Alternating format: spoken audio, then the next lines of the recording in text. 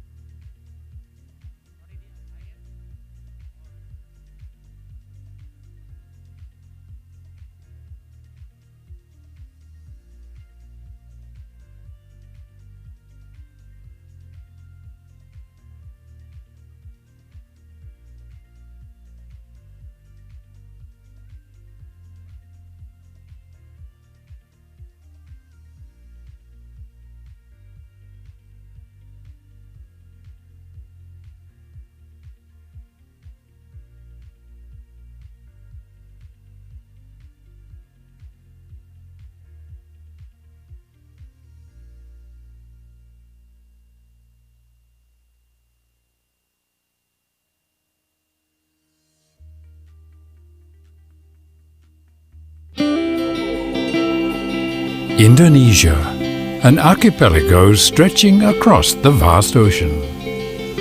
Islands spread across the equator with a climate suited to diverse flora to be made into commodities. Coconuts which produce beneficial products ranging from flour to coconut oil and coconut water with their natural health-giving properties. The Indonesian coconut industry full of potential. Indonesian coffee plantations spreading from Sumatra to Papua. Each region producing coffee with its own unique flavor and characteristics. As the biggest producer of coffee in the world, Indonesian coffee is produced with full dedication, resulting in a delicious product. Indonesian chocolate, picked fresh from the plantation, handled with precision, producing delicious chocolate.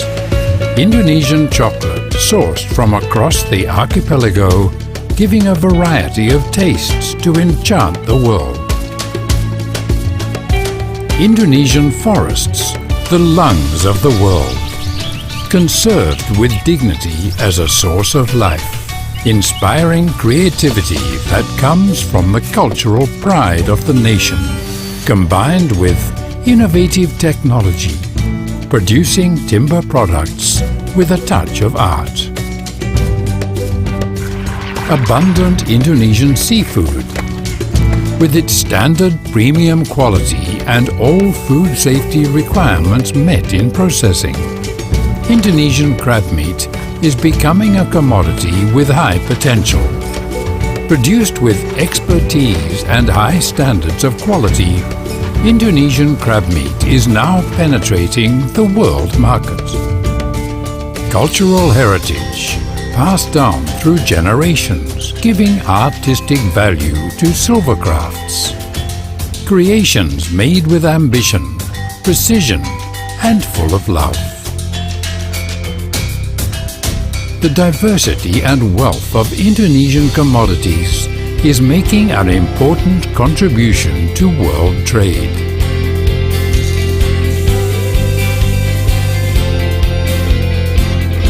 With the acceleration and growth of the Indonesian economy, Indonesia has the potential for bright opportunities, starting today for the future.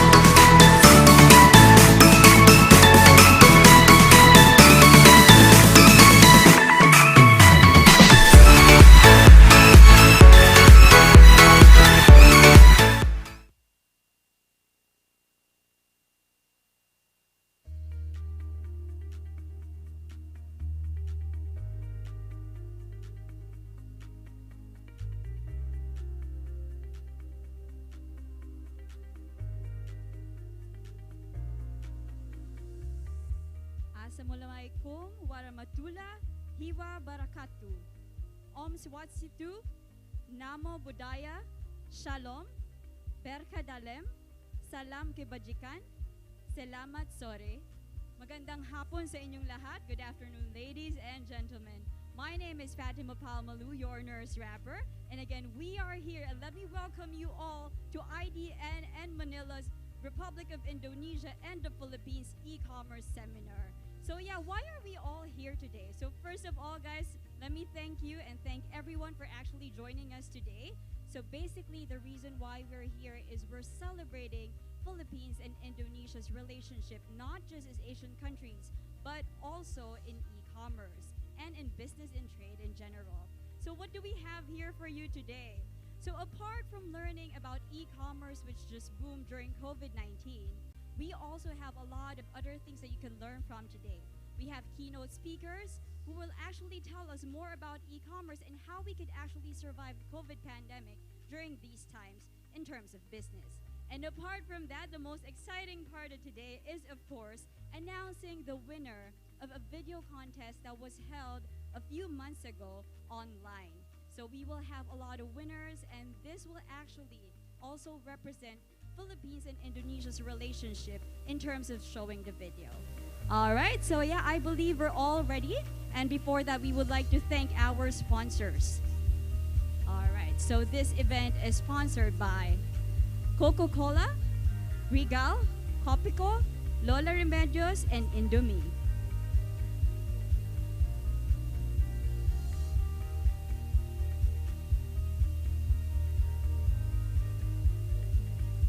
May we request everyone to please rise as we do the Philippine anthem and also the Indonesia Raya. Mga kababayan, ang pambansang awit ng Pilipinas.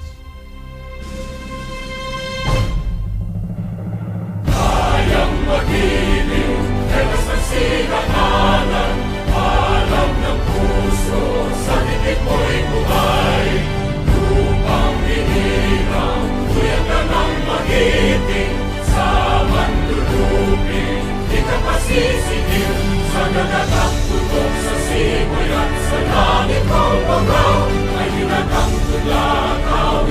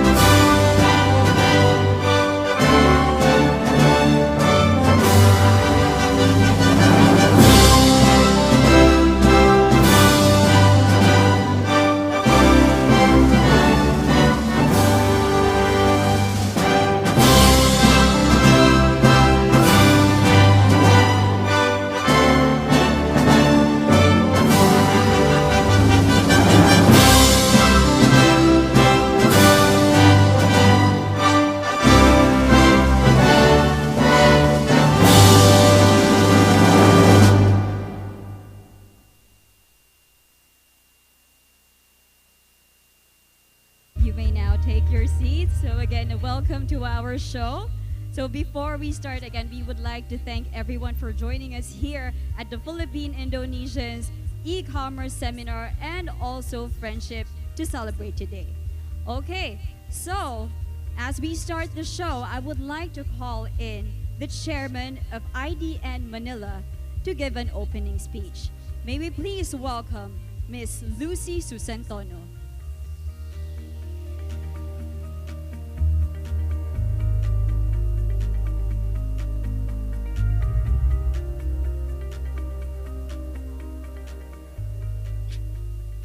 Thank you, dear Fatima, Excellencies, distinguished guests, ladies and gentlemen. Magandang hapon sa inyong lahat. Selamat siang. Good afternoon. On behalf of the Indonesian Diaspora Network of the Philippines, IDN Manila, welcome to the virtual seminar on strengthening the relationship between Indonesia and the Philippines through e-commerce business activities.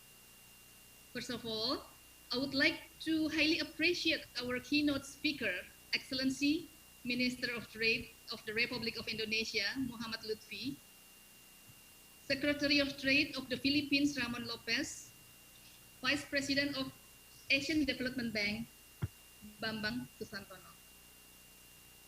Thank you also to all panelists, which are well combination of the stakeholders from the Philippines and Indonesia, which reflect a friendship. Managing Director of Digital Commerce Association of the Philippines, John Santico, Chairman of Export Digital Platform Association, Hadi Lee, Chairman of Indonesia E-Commerce Association, Bima Laga, Trade Attaché of the Embassy of the Republic of Indonesia in Manila, Lazuardin Asution. Thank you for the support of the Embassy of Indonesia in Manila, Charles Jofer, Widya Rahmanto, and all organizing committee members who make this event possible. The theme of this seminar on e-commerce is very timely. We are not only witness, but also experiencing the changing lifestyle because of the pandemic. Before pandemic, we forecast that digitalization, including e-commerce, will greatly impact the way we do business in the future. The COVID-19 pandemic accelerates the digitalization in all aspects of our lives. It is too common for us now to shop online, has e-commerce transaction, do most of our activities virtually. In fact, the way we do this event now is reflect the changing way of doing business. So, we do hope that this seminar will provide important takeaways to all of us on how we should prepare ourselves in navigating the e-commerce activities. Excellencies, distinguished guests, ladies and gentlemen, this seminar is part of a series of activities to commemorate Indonesian Independence Day and being organized in a collaboration with the Attaché of Trade, the Indonesian Embassy in Manila. At the end of the seminar, we will announce the winners of short video contest with the theme of friendship. Let me report briefly about the video contest. It has been started since July 20th, 2021, with 881 people registered and 124 videos are submitted. Thanks to all who participated. And I really believe during the time you make your video, you had a quality of time with your friend and family who work together with you to finalize the video. We really appreciate all the efforts, and it reflects what the friendship means to all of us. Thanks again to all participants. I hope you enjoy the quality time when producing the video. And this time, let me use this opportunity to thank also the wonderful judges, Mr. Lucas Denny Setiawan, Master of Arts, Director of Bioskop Kecil, the winner of Eagle Award, Documentary Competition 2018, and lecturer at Communication Department, the University of Atmajaya. and also Ms. Michelle Ain Nobel Santo Thomas, Master of Arts, Communication Practitioner and Lecturer at St. Dominic College of Asia, Philippines, PhD students at the University of the Philippines, Diliman. I really appreciate the efforts of the judges in this selection process. Let me close this by thanking our partners led by Mr. Lazuardi Nasution, the Trade Attaché of Indonesian Embassy in Manila, and all the team. Nobertus Ribut Santoso with Veronica, Miss Fatima Palma, Titanico Lim, Ade Triwibowo, Rahmat Ramadan, the team of Crossmix Studio, and all the team I cannot mention name one by one. Inaasahan kong lahat kayo ay masisiyahan sa kaganapan ngayon. I do hope that all of you will enjoy the event today. Thank you very much. Terima kasih banyak. Maraming salamat po and have a very good day. Thank you very much, Miss Lucy Susantono. Again, that is the chairman of IDN Manila for you. Terima kasih. All right. So next up, apart from our chairman, we also have another speaker. I'd like to present to all of you today the Minister of Trade of the Republic of Indonesia and also the Charge d'Affaires of the Indonesian Embassy later today. Okay? All right, so again, we'd like to welcome everyone and we'd like to thank you very much for joining us in our e-commerce seminar to celebrate the Philippines and Indonesia's friendship for today. All right, our next speaker for today is the Charge d'Affaires of the Indonesian Embassy. Let me welcome Mr. Widya Ramanto.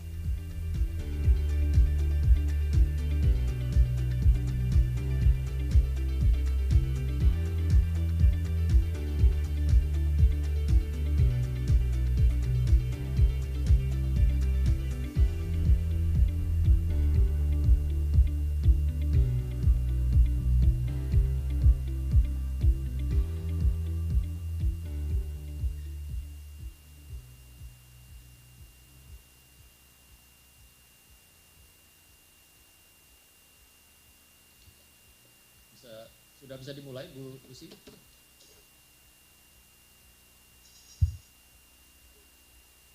Silakan, Pak. All right. So hi, Mr. Widya Ramanto. How are you? Good.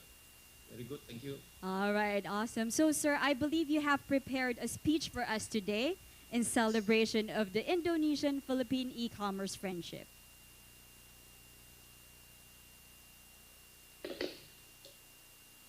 Thank you very much. Yang terhormat Ibu Lucy Susantono, Chair of Indonesia Diaspora Network Manila. Yang kami banggakan, Minister of Trade of the Republic of Indonesia, Bapak Muhammad Lutfi, Your Excellency, Secretary of Trade and Industry of the Philippines, Mr.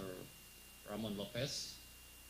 Yang kami hormati, Vice President of ADB, Bapak Bambang Susantono. All participants, ladies and gentlemen, good afternoon and welcome to this forum on strengthening the relation between Indonesia and Philippines through e-commerce. It is great to have you all here with us today. At the outset, I would like to thank the Indonesian Diaspora Network Manila and Indonesian Embassy in Manila for organizing this very important event that is very relevant with our current situation. I would like to express my highest appreciation to the Minister of Trade of the Republic of Indonesia and Secretary of the DTI of the Philippines, who will become our keynote speakers today, as well as of the speakers joining us for this opportunity. The aim of this event today is to provide a better picture with regard to the e-commerce opportunities, to promote and to maintain a robust e-commerce environment in global trade. This event is also to improve our understanding on these respective issues by sharing some best practices and national experiences. Hopefully, we are able to explore the ideas, especially at how digital trade can offer new opportunities for all of us, with all challenges we have. This is very encouraging, and I think we have to recognize the scale of opportunity that the digital economy provides, especially for small and medium enterprises and other more excluded groups like rural community in developing countries. Based on the Google Temasek report on 2020, Indonesia's e-commerce market value stood at 32 billion US dollars in gross market value in 2020, growing from 21 billion US dollar in 2019. This report estimates it could grow to 83 billion US dollar in 2025. This makes Indonesia the biggest e-commerce market in Southeast Asia. Of course, there are many aspects that affect this development, such as security, capacity, infrastructure, and cooperation that we need to anticipate. It is great that during this forum, we will have a chance to hear directly from some sources about the challenges that they face and ways to overcome them. I believe the current pandemic has also boosted e-commerce in the Philippines that are confident with the new e-commerce roadmap 2022. In this regard, with these challenges, I see clearly that Indonesia and Philippines can take advantage of the e-commerce opportunities with the current challenges. I have no doubt that international cooperation has an important role to play in ensuring that growth of the digital economy continues to be booster of inclusive economic development by taking advantage of the benefit of e-commerce. I wish you a very productive discussion. Thank you. Terima kasih. Maraming selamat.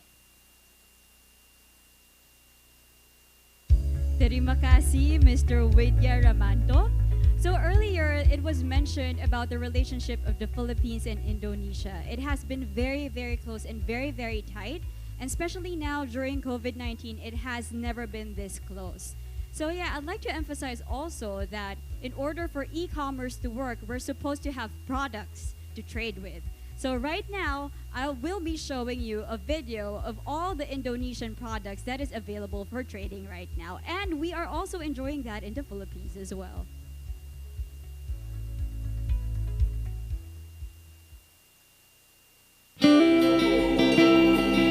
Indonesia, an archipelago stretching across the vast ocean. Islands spread across the equator with a climate suited to diverse flora to be made into commodities.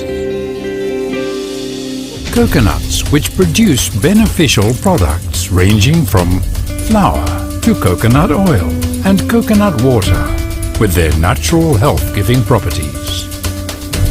The Indonesian coconut industry full of potential. Indonesian coffee plantations spreading from Sumatra to Papua. Each region producing coffee with its own unique flavor and characteristics. As the biggest producer of coffee in the world, Indonesian coffee is produced with full dedication, resulting in a delicious product. Indonesian chocolate, picked fresh from the plantation, handled with precision, producing delicious chocolate. Indonesian chocolate sourced from across the archipelago, giving a variety of tastes to enchant the world. Indonesian forests, the lungs of the world, conserved with dignity as a source of life. Inspiring creativity that comes from the cultural pride of the nation, combined with innovative technology, producing timber products with a touch of art. Abundant Indonesian seafood, with its standard premium quality and all food safety requirements met in processing. Indonesian crab meat is becoming a commodity with high potential. Produced with expertise and high standards of quality, Indonesian crab meat is now penetrating the world market. Cultural heritage passed down through generations, giving artistic value to silver crafts. Creations made with ambition, precision, and full of love. The diversity and wealth of Indonesian commodities is making an important contribution to world trade.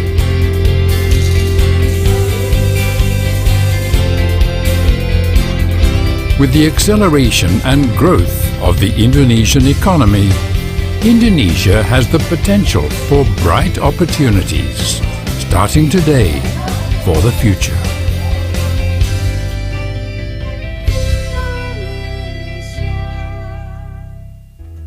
So there you have it, ladies and gentlemen. Those are all the videos of the products that Indonesia actually offers, not just to Asia, but all over the world. Considering also one of the most expensive coffees in the world, Kopi Luwak. Imagine that. All right, and speaking of Indonesia again, so yeah, I would like to invite a very, very special keynote speaker for today. He is the Minister of Trade of the Republic of Indonesia. Please, everybody, welcome to the Zoom meeting right now, Muhammad Lufti.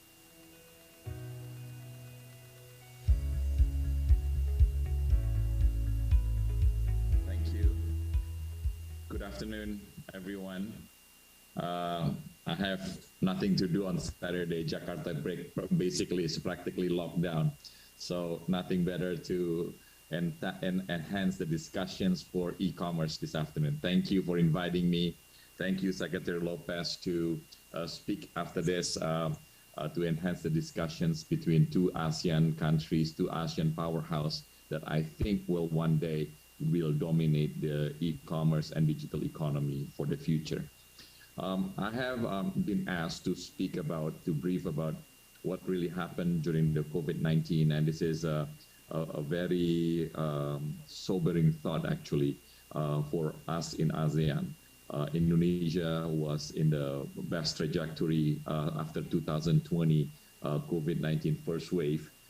We are actually minus, or the economy contracted by minus 2.07% in 2020. We are shallowing that contractions to about 0.7 in the first quarter of 2021, and we are about to take off and ready to grow at 7.5 in the second quarter. But what happened? COVID-19 cannot be avoided. Although we had vaccinated more than 60 million people at least for one dose, but we have not reached our herd immunity. And therefore, speed bump happened again at the end of June, early July. And our predictions this year, this quarter, probably somewhere between 6 and 6.5% instead of 7.5, and probably corrections of about 0.5 growth from target 5 to 5.5%. Because of that, ladies and gentlemen, we have to fight this COVID-19. Without vaccinations, without cutting off this chain of infections, we cannot have a good growth and solid economic growth for the future. Like been mentioned by my DCM in Manila, Indonesia had also benefited from e-commerce during this COVID-19 time as well. So if you look at the number the economy, the Indonesian GDP today, about 1.1 trillion US dollars, and we will grow to about 2.8 trillion US dollars, almost 3 times by the end of 2030. But the growth of the e-commerce itself, or digital economy, I should say, from 632 trillion rupiah right now, around 40 billion US dollars, to around 323 billion US dollars, or almost triple growth of the digital economy in 2030. And this is a very important growth for Indonesia. And if 123 billion US dollars in 2030, about 34% coming from e-commerce. And two things is very important also in our digital economy. that is for health tech, and also, ladies and gentlemen, Indonesia right now have a very big gap of healthcare situation in the country. Every single doctor, we produce around 12,000 doctors every year. We have 4.8 million babies. So basically, one doctor is responsible for 400 babies graduate school. So this is a very tough, because of that health tech in the future. The second wave of the very important for Indonesia, very important for this golden generations, where Indonesia should take off, triple the GDP, and becoming income countries in the world. In order to do that, we have to take care of our health care as well. So right now we are thinking the idea of health tech in the future through AI that can analyze 35,000 coefficients from our eye retina, and making in less than 4 minutes whether we're going to have a stroke in our heart if we don't change our way of living. The second one is also important for edutech. As you know, Indonesia right now have around 60% of our workforce coming or graduated from high school. But in order to have a high-earning country with trajectory with a good trajectory of economic growth, is to have 100% of its workforce graduate. In order to do that, especially after COVID-19, we understood going to school with Zoom is not easy. But with the artificial intelligence, cloud computing, 5G, and also with blockchain technology, Indonesia can give a breakthrough, and especially with time and space in educating our kids. So the idea is with 5G, the kids can be in our living room, but they feel like they're in the classroom. Will happen sooner than later in the country. So edutech will be very, very important for us in the future as well. The third part of can enhance the discussions this afternoon is the fact that Indonesia also fighting the connectivity situations. My colleague Bambang Susantono, that we served together in 2014 in the cabinet under Susilo Bambang Yudhoyono, is an expert of connectivity as well. And I think he's going to give a speech this afternoon as well. Ladies and gentlemen, so when Pak Jokowi, my President Jokowi, took office in 2014, Indonesians' cost for connectivity for logistics is around 26%. In order to skip from middle-income country, Indonesia is to invest in infrastructure, and number two, Indonesia has to have a good technology transfer vis-a-vis educations. And because of that, we are building an intensive for infrastructure. Yet in 2019, we calculated that our cost for logistics is still 23% of the logistics still costs 23% of our GDP. And we're still having a massive rollout for infrastructure. And hopefully by 2024, when this administration leave office, Indonesia will cut down its cost to the GDP around 17%.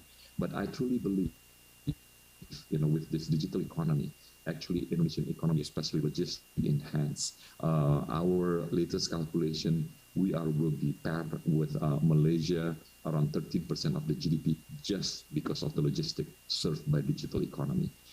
Therefore, ladies and gentlemen, e-commerce will become inevitable. So how do we as a country capture this opportunity and make sure to enhance the living of our people will be the challenge of today and will be the challenge of tomorrow as well. Will be something that discussed in WTO, will be discussed in G20, will be discussed in APEC, even in ASEAN as well. How digital economy can serve and can prosper our people. We need to have an equal playing field. We need to have a just trading. We need to have trade that benefits not only producer and sellers, but also for everyone. This is our challenge, and hopefully we can have a good discussions this afternoon and get a common solutions that we can contribute to the situations. I thank you, Secretary Lopez, and hopefully we can meet as soon as possible as this COVID-19 will go away one day. I thank you.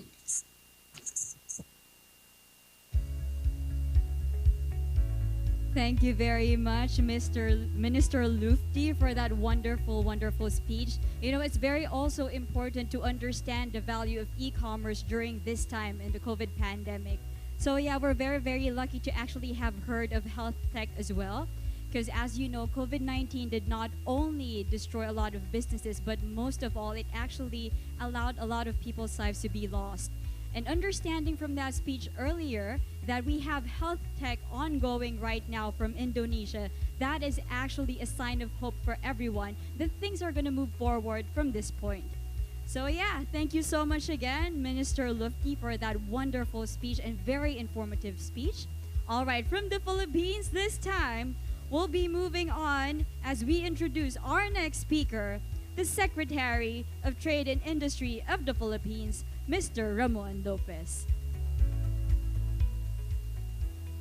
His Excellency Muhammad Lutfi, Asian Development Bank Vice President Mr. Bambang Susanto, Mr. Widya Ramanto, Charge d'Affaires Indonesian Embassy, Mr. Lazuardi Nasution and Trade Attaché of Indonesian Embassy. Ladies and gentlemen, a good afternoon to you all. First of all, the Philippines would like to commiserate with Indonesia in dealing with the recent surge of COVID-19 Delta variant, and we express our deepest sympathies for the lives lost, and we wish for the recovery of those infected. We pray that this pandemic will die down soon to allow us to restore the many livelihoods that were taken away by this health crisis. Secondly, allow me to thank the Indonesian Embassy for the Indonesia Diaspora Network for giving the Department of Trade and Industry the opportunity to discuss updates on the Philippine e-commerce landscape. More importantly, this would be the appropriate time to update everyone on areas of opportunities between the Philippines and Indonesia on e-commerce cooperation. We'd like to note that both nations share strong cultural and historical ties that go beyond close geographical links and shared experiences of the past. The combined population alone of the Philippines and Indonesia accounts for more than half of ASEAN's population. What's more, Indonesia is our 9th major trading partner last year, our 16th top export market, and our 5th chief import source. But we can still maximize this trade relationship further. And one clear opportunity is for more collaboration and cooperation on areas of mutual interest, like digital trade and e-commerce. Like the rest of the world, the Philippine economy was severely affected by the pandemic. With the spread of COVID-19, we undertook swift actions and imposed lockdown measures that resulted into the temporary closure of business establishments. Unfortunately, our local micro, small, and medium enterprises were among those severely affected by the economic effects of the pandemic. But amidst these challenges, we also saw how these MSMEs pivot their business models and shifted to e-commerce and digital technologies. Our online business registration leapfrogged from about 1,800 per quarter to about 30,000 per quarter in 2020. We witnessed how the world further adopted digital technologies and digital economy for the continued provision of goods and services. According to Google Temasek 2020 report, there was a significant increase in the number of internet users in the ASEAN region from 360 million in 2019 to 400 million in 2020.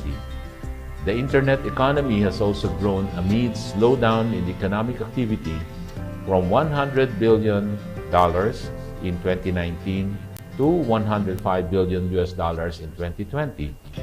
Online digital services likewise experienced a significant uptick in new digital consumers, with education, groceries, and lending experiencing a significant increase in the number of new users from 32% to 55%. That's why on the regional front, we should support the ASEAN's vision to become the leading digital community and economic bloc that is powered by secure and transformative digital services, technologies, and ecosystems. These elements will be crucial in the development of a more robust and responsive e-commerce environment in the region. We'd also like to point out that the Philippines and Indonesia also saw exponential growth in new consumers to internet economy services, growing by around 37%.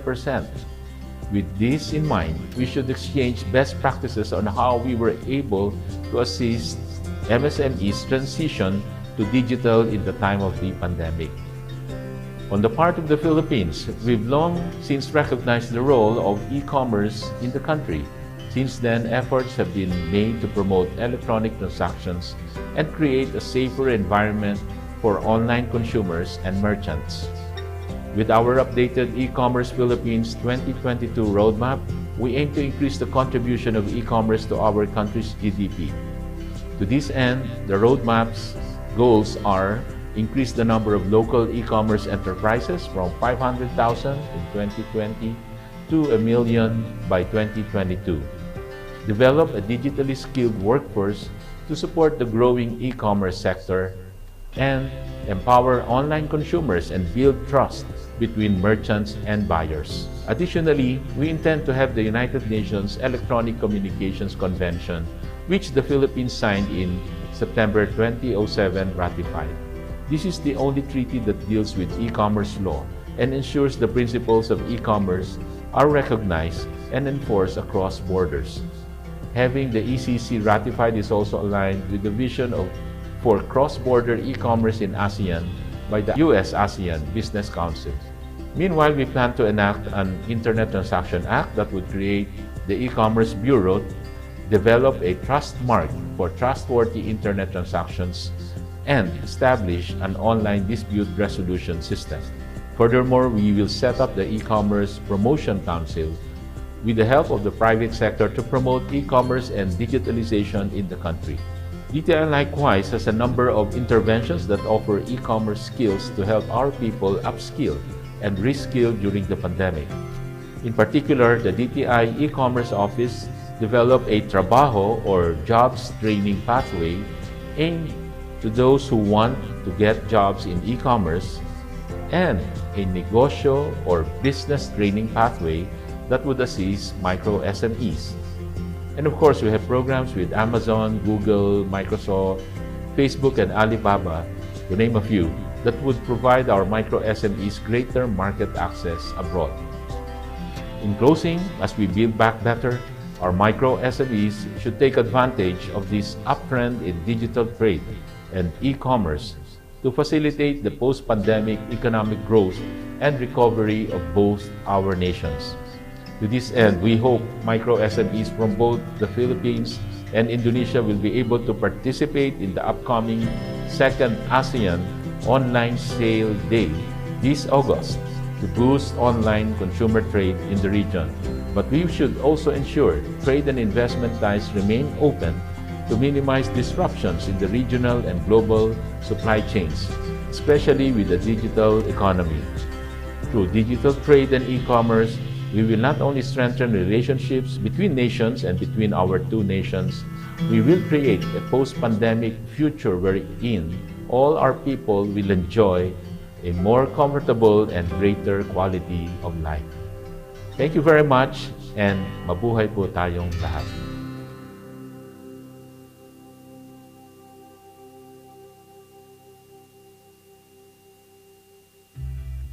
Thank you very much, Secretary Ramon Lopez. Again, that's the Secretary of Trade and Industry of the Philippines for you. And we would like to thank you for the message of hope that you give us today.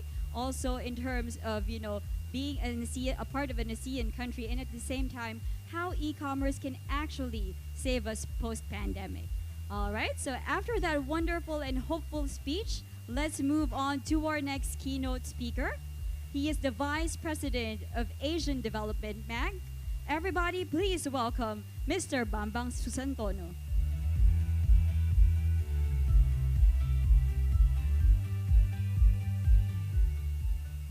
Excellencies, Minister Lutfi, Secretary Lopez, officials from the Embassy of Indonesia in Manila, members of the Indonesian Diaspora Network, distinguished guests, ladies and gentlemen. A very good afternoon to all of you. I'm very glad to be part of today's seminar on strengthening the Indonesia-Philippine relationship through e-commerce. As we have all witnessed, the exchange of goods and services over digital network has grown rapidly, particularly across the Asia and Pacific region, and most dramatically in the last months. Travel and mobility restrictions, lockdown, and personal cautions in the wake of the COVID-19 pandemic have created a massive surge in electronic commerce, particularly its retail market share. Consumers worldwide are shifting their purchases from traditional brick-and-mortar stores to the online marketplace for a safer and more convenient way to buy goods and services. This phenomenon is quite widespread. According to a survey by McKinsey, a significant portion of business-to-business firms move from in-person and field sales to online transactions and e-commerce. You can see here on the screen how companies have made this shift after the onset of the pandemic. The rapid digitalization of commerce and trade offers great potential to expand domestic demand and international trade. This is particularly critical during the global economic slump like what we are in now. It also offers a way to promote inclusive growth by extending economic opportunities to remote areas and to small and medium-sized enterprises, which would otherwise have difficulty accessing retail services and export markets. The high potential of e-commerce are undeniable. The list is long. E-banking for the unbanked, small and medium enterprises joining supply chains, individual marketing new products and services, farmers accessing real-time weather and market data, to name some. E-commerce provides a modern and still evolving marketplace that can make economies far more inclusive, linking rural and urban markets, attracting women entrepreneurs, and offering new ways to profit from new opportunities will drive up incomes for traditionally disadvantaged or vulnerable segments of the population. The Asia and Pacific region continues to be a major driver of the growth in global business to consumer or B2C e-commerce. It has the largest share of the B2C and retail e-commerce market. And this rapid growth should continue, driven by the trends of an expanding middle class, greater mobile and internet access, growing competitions among sellers, and better logistics and infrastructure. In fact, consistent double-digit growth is forecast for Asia and the Pacific for the coming years. This forecast reflects the rapidly increasing digital consumer, as well as the high number of businesses that are expanding into new areas, such as groceries. A strong record in the growing mobile commerce sales also supports this forecast. According to eMarketer estimates, Asia and the Pacific accounted for $2.5 trillion of the estimated $3.9 trillion retail e-commerce spending worldwide in 2020. North America had the second largest share, with around $749 billion, or less than a third of Asia and the Pacific, and Western Europe followed with $498 billion. Let us now look at the revenue side. Countries in developing Asia have been forecast to have the highest growth rates in e-commerce revenues between 2019 and 2024. Markets in South and Southeast Asia have been expected to grow at a compound annual rate of more than 17% over those 5 years. Indonesia is one, along with the Philippines, Malaysia, Thailand, India, and Pakistan. Apart from India and Indonesia, however, e-commerce revenues remain below most markets. You can see here the contrast with high revenue counterparts such as the People's Republic of China, Japan, and the Republic of Korea, all to the far right of this graph that you can see here. For developing Asia to tap their potential in e-commerce, there are multiple hurdles and challenges to address in economic, legal and institutional, and social fronts. While Asia is already the world's largest e-commerce marketplace and continues to grow rapidly, there is a wide diversity in country readiness to join the e-commerce marketplace. Several economies rank among the top 10 in the world on the one hand, while others continue to lag far behind the global average on the other hand. Let us look at Southeast Asia. Its high internet and smartphone penetration has expanded markets for mobile commerce. In 2019, there were around 360 million internet users in Southeast Asia alone. The International Telecommunication Union found that in 2020, 7 of 11 Southeast Asian countries had an internet penetration above 60%, with Brunei Darussalam and Singapore leading the way. The Philippines and Thailand were also within the top 5 countries worldwide with the most time per day using the internet. Users aged 16 to 64 are on the internet for over 5 hours a day in the Philippines and for over 4 hours in Thailand. The region also leads the world in mobile internet connectivity, with 90% of consumers using smartphones. A survey of Southeast Asian online shoppers by e-consultancy found that smartphone use is far ahead of desktop computers, laptop computers, and tablets. To unlock the huge economic and development potential of e-commerce in promoting growth and reducing poverty, Asia must continue to create an enabling environment for e-commerce. This includes more investments that reduce costs of cross-border e-commerce, give greater access to reliable and affordable information and communication services, develop strong shipping networks and logistics, and streamline custom procedures. Also, strong legal frameworks can ease e-commerce transactions, and there must be privacy and consumer protections along with cybersecurity. Sufficient ICT infrastructure is essential to support the evolving e-commerce market. Internet access, speed, and affordability are key. Governments must work to improve access to affordable and reliable internet connections, develop delivery and logistics systems, enact e-transaction laws, and enforce online intellectual property rights. They can also help strengthen the financial and e-payment infrastructure. Legislation related to e-commerce is needed across the region. Effective legislative and regulatory mechanisms can lower the legal barriers to e-commerce use and expand cross-border transactions. These fall into 4 categories: e-transactions, consumer protections, data protection and privacy, and cybercrime. Expanding payment options is another essential area.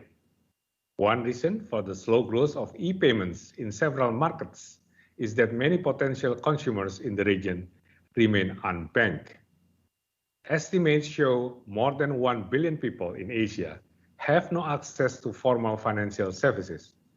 For example, in the Philippines, nearly 91% did not have a credit card in 2019, and 51.2 million remain unbanked. What are consumers doing? They are shifting directly to digital payment and e-money accounts. GCash, the largest mobile money platform in the Philippines, has increased both users and demand, especially during the first part of the COVID-19 pandemic. Transaction volumes were 8 times higher in May 2020 than in May 2019. Digital payment system will likely underpin robust e-commerce growth in the Philippines, Indonesia, and across the region.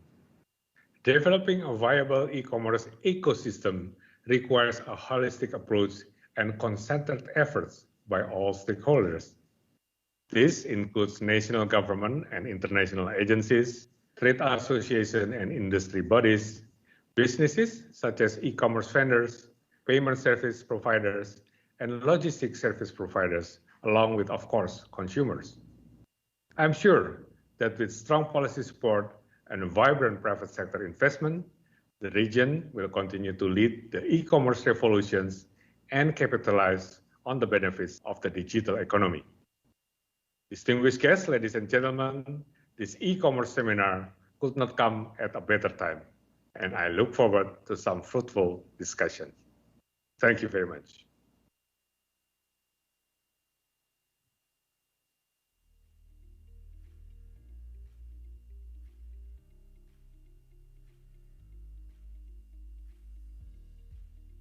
Thank you very much, Mr. Bambang Susantono. Again, that is the Vice President of Asian Development Bank for you. So yeah, a few weeks ago, speaking of, and again, we'd like to thank you for emphasizing the importance of trade in the Philippines and Indonesia as well, just to strengthen the friendship and the ties of both countries. And speaking of, there was an event held last month, I believe, in Makati. That is the Indonesian Trade Attaché and the Indonesian Embassy Manila, the Indonesian Trade Promotion Week 2021. So why is it actually important that that was celebrated? Because when it comes to market opportunities, Indonesia has several superior products that are high in demand among Filipinos, including coal, cars, motorcycles, instant coffee, vehicle spare parts, chemicals, processed foods, spare parts again, copper ore, and concentrates. And then again, to that note also, the Ministry of Trade, through the Attaché of Trade Indonesian Embassy Manila, routinely resolves cases of trade barriers in variety of ways, including courtesy calls with various relevant government agencies and visits to the Indonesian company distributors in Manila and regular attendance at public hearings. All right, so as I've spoken earlier, recently the trade attaché of the Indonesian Embassy, Manila and Indonesian Diaspora Network Manila organized the Indonesian Trade Promotion Week. So if you want to find out what is it all about, please let us watch this video.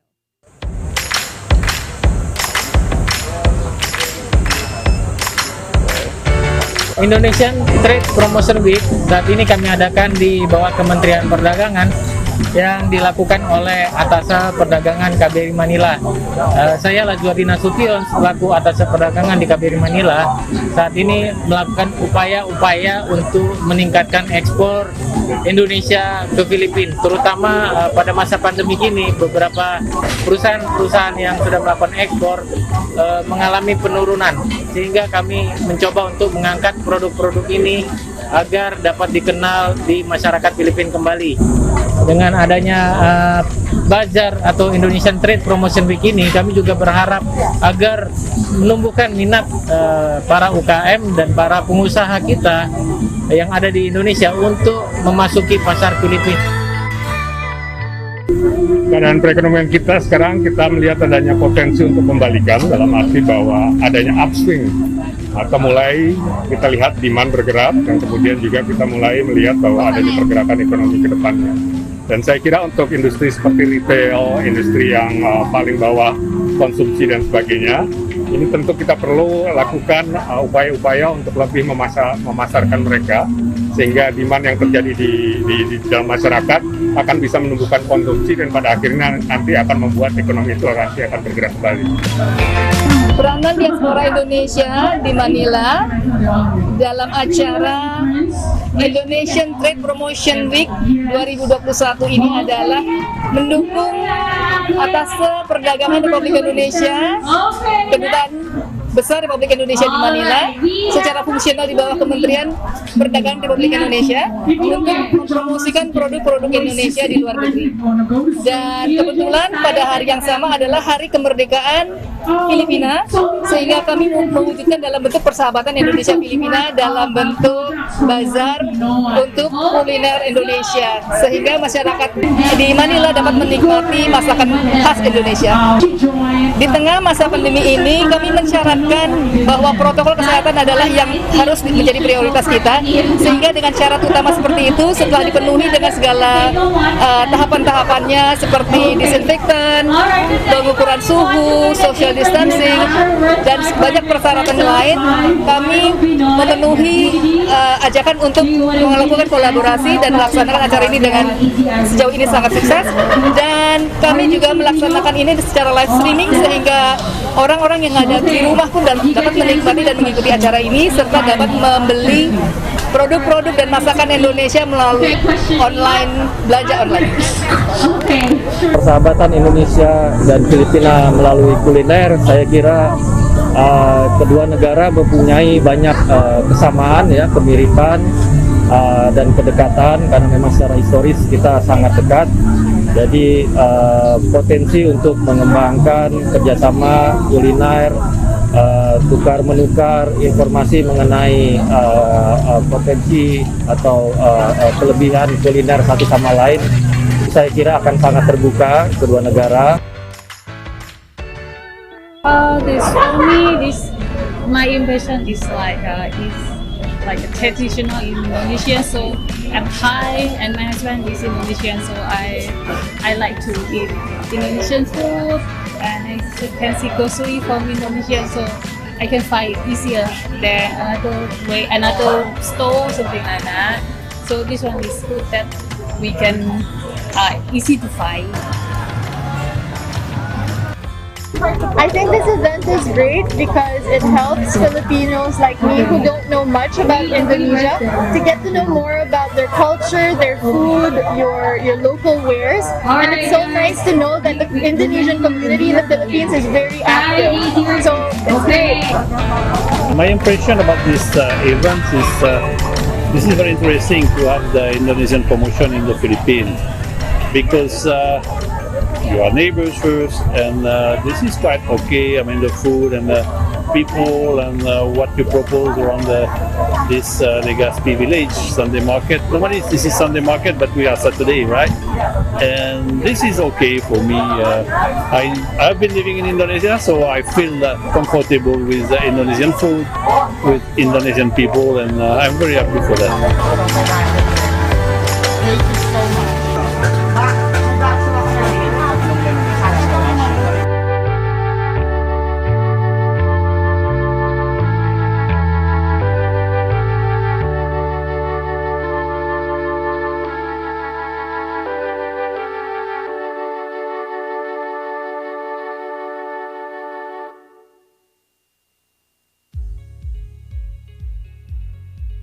All right, so that is the Indonesian Trade Promotion 2021.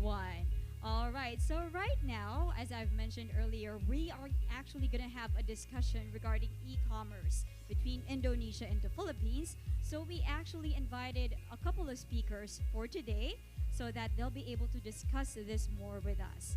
All right, so we have for today the chairman of Indonesian E-Commerce Association, Bima Laga, and also the Managing Director of Digital Commerce Association Philippines, Mr. John Sentico, and also the Chairman of Indonesian Platform Exporter, Hadi Lee, and also the Trade Attaché of the Embassy of the Republic of Indonesia, Mr. Laswardi Nasution, to give us a short talk show right now. All right. Okay, so hi, Chairman Laga, also Mr. Sentico. Hi, Chairman Lee, and of course, good afternoon, Mr. Laswardi Nasution. How are you all doing today? We are good, thank you. All right, how about you? Could you say hi, Chairman Laga? All right, and how about Mr. John Sentico? Could you please say hi to everyone? Hello, everyone. Nice to be here. Good afternoon. All right, that's great. And of course, we have Chairman Hadi Lee. Chairman, could you please say hello to everyone? Hello, I'm fine. Mabute, thank you. Okay, thank you so much. First of all, I know it could have been better when we are actually at the actual site, but speaking of e-commerce, moving forward will be the new type of actually celebrating seminars like these, okay? All right, and also Mr. Laswardi, again, could you please say hello to everyone, our dear labor attaché of the Minister of Indonesia. Hi, good afternoon, everyone. All right, okay. So are you guys ready? So this is a talk show, please feel comfortable. And I'll be asking you a few questions, regarding e-commerce and also business in terms of Indonesia and the Philippines. And then I'll call you by name, and then any one of you could actually answer. So we'll begin first with Chairman Laga or Mr. John Sentico. Okay, so either one of you could answer this. So first, what are the challenges and the opportunities in e-commerce development in your country? So, do you have enough regulatory framework to facilitate the growth? Dima, please go ahead. Yeah. Be Oh, free. yeah. Thank you. I'm trying to be the first. Of course, we already have the regulation in commerce in Indonesia. We call it PPAT regulation to 2019 under the Ministry of Trade. So in terms of the regulation, we have like customer protection, advertising, and some part of the regulation. And then in terms of the collaboration, we also the collaboration with the Ministry of Trade, especially to doing SME, helping the growing business through online platform digital in Indonesia. And the challenge, I think, because we are the island country, so if we send the product, we need to another island from another island. So logistic still the biggest challenge, and the human resource also. But now we now in logistic in Indonesia, we is already covered to everything. Yeah, maybe the cost also consider, because if we send the product to a small island, the cost is quite be expensive. But I hope the government can solving about the cost logistic problems. I think that's the first question from me. Thank you. Okay, thank you very much, Chairman Lega. And I do agree with For you. the Philippines, I would say Yeah. it's almost the same challenges. We are also a archipelago of islands, so logistics definitely, even within the urban areas, there are still concerns about logistics being a high cost to deliver. So the ability to fulfill the cost to acquire goods via e-commerce, there are still some challenges in terms of cost. Um, in terms of access, it could be further improved. But I believe that the DTI's efforts for the e-commerce roadmap for the Philippines, Basta e-commerce madali, which is being loosely translated in English, is making e-commerce easy. Basically, that's the regulatory part that the DTI is taking on right now, and I believe they are addressing the right points, as we mentioned, logistics and all, to make it easier for e-commerce to be adopted in the country. I see. Thank you very much, Mr. Santico. Sir, I totally agree with with both of you. The logistics is kind of hard, being it's island to island. But I think in the future, it's going to be very hopeful. I think things will be easier. So speaking of roles, either one of you again could answer. Can you please share with us the role of e-commerce in your country, or like in your each country's economic development? Dina, please go ahead. Yeah, thank you, Mr. John. Yeah, e-commerce in Indonesia is already contribute almost 5% in the GDP total. I think in Indonesia, like 5% until 10% actually is growing year by year. Last year in 2020, our growth e-commerce in Indonesia, data by Bank of Indonesia, is 17 billions USD. And it can in this year 2021 estimated increasing by 33%, and in 2025 our estimate by Google and Temasek is could be 124 billion USD. I think that's the huge impact, like a ministry is said. I think in the future, the e-commerce in Indonesia can be part of economic development in Indonesia, especially helping the SME to go online. I Yes, that's see. right. In the Philippines, we're also experiencing the same rate of growth. Actually, for the Philippines, we're seeing a 30% compounded annual growth rate until 2025 of up to four times. So definitely, e-commerce is playing a critical role as our lifestyles become more digitized. E-commerce is really getting to be a bigger part of our daily activity. Imagine right now during this pandemic, if there were no e-commerce, we're basically going on a standstill. If it were not for these technologies, if it were not for these facilities, just buying the basic essentials would have been very hard, and it would have crippled the economy at a much larger rate than compared to what we're having right now. At least right now, even if we have our lockdowns, e-commerce is actually providing people a way to continue doing trade, which is actually a big contribution to our economy. And as I mentioned, as we become more digitized and there are more use cases, more applications e-commerce can go into, it will only become a bigger part of the total economy. Yeah, I totally agree with it. If not for technology or e-commerce, the world would have actually stopped. So it's very important to recognize that as well. So my next question is for Chairman Hadi Lee. So Chairman, what is the main objective of the Indonesian Digital Export Platform Association? Well, thank you, Miss Moderator. Yeah. Well, honored speaker, distinguished guests, my fellow friends from Philippines, kumusta ka? Magandang hapon. I hope I said that right.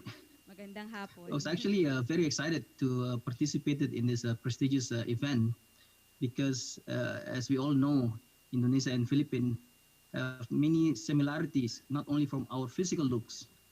Take it from me, yeah, as I always mistaken as a Filipinos whenever I travel abroad. But also, as my colleagues say, geographically speaking, we are the country consists of thousands of islands. Philippines have some 7,000 islands, and Indonesia is doubling that. So we are facing a similar challenge in terms of logistics. As we all know, one of the main components for bringing the cost of logistics down is the volume of transaction, aside from transportation accessibility via land, sea, or air. So as a digital platform owner, we share this concern together. We all share same vision to bringing down logistic costs so that our export product can be more competitive in terms of pricing. So if you ask me, what is this Indonesian Export Digital Platform Association is all about? Like our colleague from Indonesian E-commerce Association, our association are solely focused in promoting export via digital platform. We have a complete ecosystem ranging from e-commerce platform, B2B, B2C, that solely focus on export, as well as the supporting digital platforms such as logistic, payment gateway, even training and research. Our association has three core vision and mission, which is regulation, digitalization, and collaboration. So firstly, in terms of regulation, we are encouraging government regulation in favor of export acceleration to global markets through optimizing global platform. Secondly, we are encouraging the use of digital platform from Indonesian businesses through training and assistance, including technology upgrades, especially for association and members. And lastly, we are encouraging collaboration and synergy of the government, business sectors, SMEs, and other stakeholders. So in relate of the collaboration, I would like to take this opportunity to extend my arms with my colleague from Digital Commerce Association in Philippines to explore cooperation between our association that can mutually benefit our member as well as our nation. So in general, that's what our association is all about. Thank you. Okay, that's very great, Chairman Hadi. And it's good that you mentioned about collaboration because this next question is for you, Mr. Lazuardi Nasution. So, speaking of collaboration, we actually held the Indonesian Promotion Trade Week, right? So, what is your reason why you actually held this event? Okay. Thank you, Fatima, for the question. Very interesting. As we know, COVID-19 pandemic has led to a dramatic loss of human life worldwide, and presently unprecedented challenge to the businesses and the world of commerce. So the economic disruption caused by the pandemic is devastating actually, and which million of enterprises face an essential trade.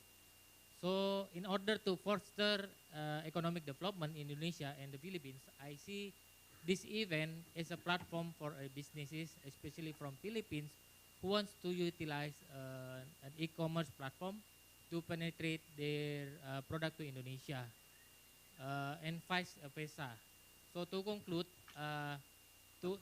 by conducting this event, I hope that the audience will have an overview of the current industry and the e-commerce situation in the Philippines, especially during this COVID-19 pandemic, so that our society will comprehend the youth to utilize e-commerce as a platform to develop their businesses. I think that's my question. I see. Okay, I really also think that it's very important to utilize e-commerce right now, especially considering COVID. It's important to do social distancing. So if there's one thing that should be practiced right now is e-commerce for business. And also speaking of best practices, I would also like to ask Chairman Laga or Mr. Santico, could you please answer this? Speaking of best practices, are there any best practice that you can share with us right now in terms of doing e-commerce? Please go ahead. Yeah, thank you.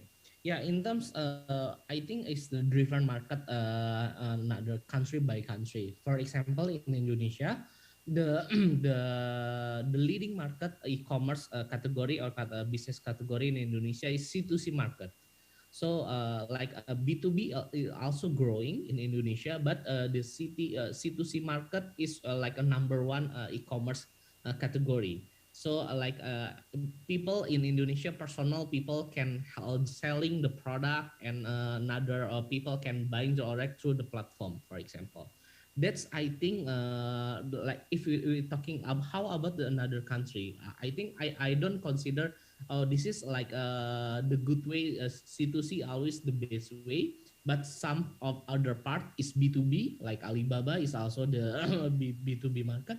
But in Indonesia, the first the leader for the category e-commerce business is C2C. I think that's the best way in Indonesia practice now. I see. It's the first time I actually heard of C2C. I don't know this, Marty, if you've heard it. So yeah. How about you, Mr. Santico? What any best practices that you would like to share with everyone? Yes, actually, overall, in terms of best practices for e-commerce, um, echoing some of what Dima mentioned, the first thing that I would recommend, especially for those sellers who want to go into e-commerce, is number one, take advantage of all the possible online channels. Like in the Philippines, you have two major marketplaces. You got Lazada, Shopee, and then you have a C2C site as well, which is Carousel. And then, of course, there's the Facebook Marketplace. I mean, there are numerous channels that are available for people to display and advertise the product to reach different kinds of markets and segments. So that's the first one. Maximize the available online channels. Take advantage of the big subscriber or customer base or member base that these marketplaces already have. Number two, and I think this also applies in Indonesia and the Philippines. Maximize social media to advertise your product and service.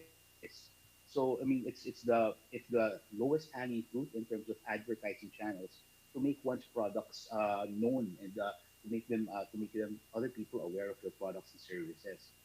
And now that you have those two, the third point that I would like to share is provide making sure that you provide a great end-to-end customer experience. Aside from providing a great product, a good product, one has to provide the great experience. Um, imagine just answering questions when someone sends you a message asking about the product. You have to be able to answer quickly and promptly so that customers will feel that they're being taken care of. Remember, it's very competitive online, and competition is just a click away if you don't take care of your customer. So those are my top three takeaways in terms of best practices. Wow, those are actually really nice, and I learned some. And I also, when I think about it, you mentioned social media, and everybody who's watching right now, I wanted you to understand also that you could actually do business through social media. So just what Mr. Santico mentioned earlier, social media is one of the biggest platforms where you could actually earn a living, and it's amazing. Instead of you just posting things, why not try e-commerce at the same time? And speaking of e-commerce, thank you so much, Mr. Santico. I learned a lot from that. And then Chairman Hadi, speaking of takeaways. So what is your takeaways for Indonesian cross-border e-commerce? Yeah, well, actually, Fatima, I'm accompanied by two fine gentlemen in here with me. He's a top executive in our association. They're both platform owner. One from Mr. Rico is a platform owner of Made in Indonesia, and the other one is Pak Sony. from gurita.com. So I will pass the mic to Pak Rico, Mr. Rico, to answer this question. Please go ahead, Pak Rico. Okay, sure. Thank you, Trade Attaché in Manila, Mr. Lazordi, and Ms. Fatima, as the Master of Ceremony. I think Indonesia, just like in the Philippines, is currently one of the fastest growing economies in the world. But in terms of rapid development, it has largely been based on the export goods like agriculture, textile, and, for example, automobiles. So I think in terms of the country digital economy is currently is now looking to catch up. So for example, if you take a look at some of the factors that have been mentioned by the panelists today, I think the logistics is merely the main factor that make digital sales and product fulfillment is quite challenging. But I think in terms of cross-border shopping, in Indonesia is actually quite preserved of a minority of online shoppers, where local online platform, for example, currently draw the most consumer traffic. If you take a look at the data, 7% have purchased from abroad in 2020. But in terms of the total cross-border sales account, it's actually around 20% for the overall e-commerce markets in 2020 last year. So it's actually suggesting that Indonesian cross-border e-commerce, the consumer actually seeking higher value items. I mean, just like in same in the Philippines, I think it's actually quite growing, but like some challenges have been mentioned by the panelists. I see. That is actually great to hear. So it actually raised by 20% this 2020. That's really nice. And it goes for both the Philippines and Indonesia. And speaking of e-commerce and its potential, because you mentioned rice earlier, so I believe there's a huge potential. Mr. Lizwardi, what do you think about the potential area for e-commerce business of Indonesia and the Philippines? Thank you, Fatima, for the question. After observing for the past few years and take a look into the trend, in my opinion, when we talk about e-commerce, we should be more focused on the product and also the exposure, which can trigger the society to give their attention to what we have as a seller. That's the most important. And the second, regarding to the area, I think most of the area are very potential for Indonesia and Philippines. That's what I believe. As long as the local government, especially not the government itself and the businesses are hand in hand to support each other and accommodating the needs, that I think the potential will raise by their own. Thank you. I see. Okay, that's really great to understand, that the trend is actually focusing more on the products and exposing them worldwide. So that's really great. And yeah, I'd like to thank you for that answer. And then we will move on to Chairman Laga this time. Chairman Laga, my question for you is, speaking of, exposure and everything else given the pandemic, what do you think will be your outlook for the future of e-commerce in Indonesia? Yeah, thank you for the question. I think if we're talking about the outlook in Indonesia, especially the leader, I think to become to helping the SME. I think that's the biggest. We are helping the SME to go online, and I hope the e-commerce in Indonesia can be contributor to GDP of Indonesia more higher and higher. Because we believe now, especially in pandemic, everyone cannot go out. They buying food online, they buying grocery online, even they buying some medicine is online. So e-commerce is like one on the habit now in Indonesia, and I hope this is can be contribute for the GDP of Indonesia, especially in the future. Thank you. Okay, I see. That's really nice. It's a very nice outlook. Also for Mr. Johnson Tico, the same question. Can you give us like the updated situation of e-commerce in our country, the Philippines, and what will be the outlook in the future? Thank you for that question. Well, as as with every other country with the pandemic, really digital transformation was really brought forward and accelerated. And what I can see is a very positive, a bullish outlook on how e-commerce and digital will become more integrated into our daily lives. So I can really see a big growth in terms of the adoption of the digital lifestyle overall in e-commerce. That's really great news. So it's moving positively forward, and that's great to hear.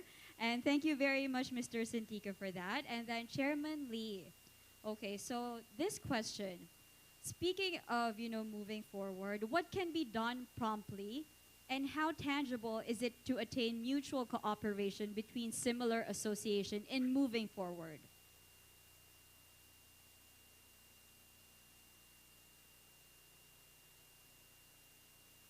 Chairman, I think you are on mute. We're unable to hear you.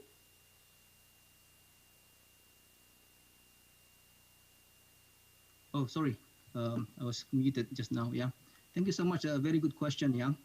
I would like to invite one of our member, Mr. Sony. I think this is his domain to answer this question. Pak Sony, go ahead. Yeah, good afternoon, everybody. Thanks for the question. As I mentioned earlier by Pak Hadi, our ecosystem is including e-commerce infrastructure, logistic, cross-border payment gateway, and digital marketing. As you mentioned before, for e-commerce only, that's the problems is also have the logistic problems, right? But with the cross-border, the problems is double by triple about that. So by togetherness, we can reduce the cost of the logistic cross-border. Also, we can also comply the regulation by our ecosystem. So we can assist our platform to comply the regulation about Indonesian export and also the country addresses for the import. So the other side is we go to the training of all of our products to go compliance with the export quality. So not only going to the local, so the products needs to be comply for the exports, something like that. So our association also giving the investment to the small medium enterprise in Indonesia to develop the products better, something like that. So with this ecosystem, we believe that more the products of Indonesia can go abroad the country, overseas, something like that. That's my answer of the question. Maybe, Ms. Moderator, if I can add a little bit, yeah. One of our strategy in our association in order to accelerate our export through the digital platform is encouraging a collaboration, as I mentioned earlier, yeah, between association, yeah, from our association and other association. As we all know, in order to penetrate a market in any targeted market, yeah, the person know better about those, market know-how is the local people. So that's what we're trying to do at this point of time, yeah. So from time to time, we will extend our hand to cooperate with, for instance, in this very good occasion, we would like to extend our hand, yeah, in connecting between member of our association as well as member of association in any particular country. So yeah, that's my say. Thank you. Okay, so thank you very much for that wonderful message, Chairman. And also, okay, how about you, Mr. Lazuardi? This is a really nice question, okay? Thank you so much for answering that. So, for my last question to you, do you think the e-commerce will set aside the conventional trader? Thank you. In my perspective, with the increasing use of the internet and its popularity among all demographic segment of e-commerce, is by all means the way to go for virtual for all businesses.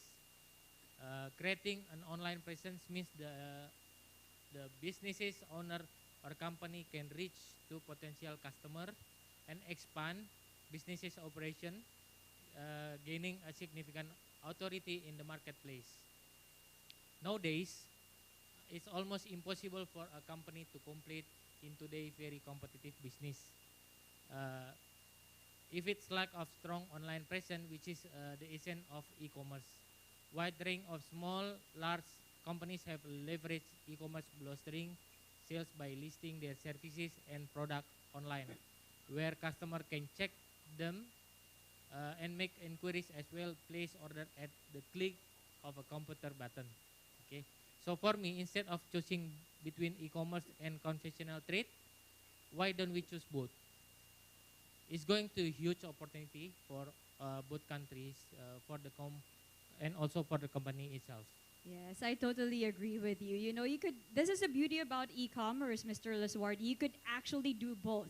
Yes. You can be that conventional trader and that person who's also doing e-commerce, right? It's actual and online at the same time.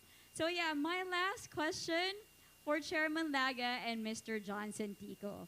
Okay, so for example, just imagine you're speaking to a person who was about to actually try e-commerce. What will be your message for them, considering that this is their first time? What is the most important thing that they should consider in trying out e-commerce? Yeah, thank you for the question. The first thing, internet is borderless. Just we through internet you can reach the market not only in Indonesia, but all the world. So we have a platform to export. We have another country to ready to buy through internet.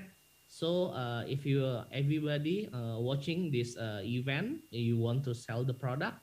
So internet is borderless. You always open 24 hours. So don't be scared to join to online and to selling the product through internet. Thank you. How about you, Mr. Johnson Tico? What is your message to a budding person who's wanting to join the e-commerce community? Yeah, I guess my key message to them would be something in line with what the DTI's message is. Don't be scared. It's not that hard. I mean, you know, it's everyone can do it. Internet is very democratizing. E-commerce, it may have its quirks, it may have its some challenges, but it does not stop anyone from trying it. So just go ahead, try it. Wow, okay, that's great. And how about you, Mr. Lizuardi? What is your message to people who are, you know, about to try e-commerce? What's your main advice? I think e-commerce nowadays is very important. Whoever the business is not using in an internet, maybe they may be lag behind. So it's very important for them to use both sides and internet and also by the conventional one. Yes, trying both at the same time is not bad, right? And Chairman Hadi, same question. What is your advice to a person who is new with e-commerce and, you know, anything that you can give them as an inspiration to try this out? I think Chairman Hadi, you're on mute again. Sorry. Sorry. Yeah, I have the habit of unmuting my microphone all the time. Yeah. So I think most of the question has been answered by my colleague. Yeah.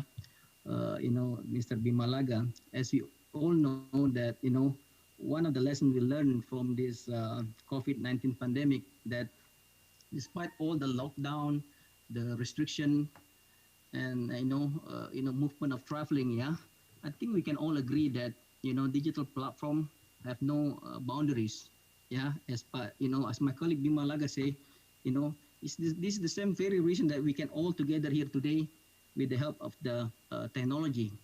I would like to emphasize, a few things that, before as my closing remark. Yeah. Under the presidency of Pak Jokowi, yeah, our government main focus is boosting the development of transportation infrastructure. building more highways, airport, seaport across Indonesia. Other than that, I want to highlight that is the introduction of the Job Creation Act, a bill that is passed by our member of the parliament last year. The main purpose is creating more job and raising foreign domestic investment by reducing the regulatory requirement for businesses permit and among other things.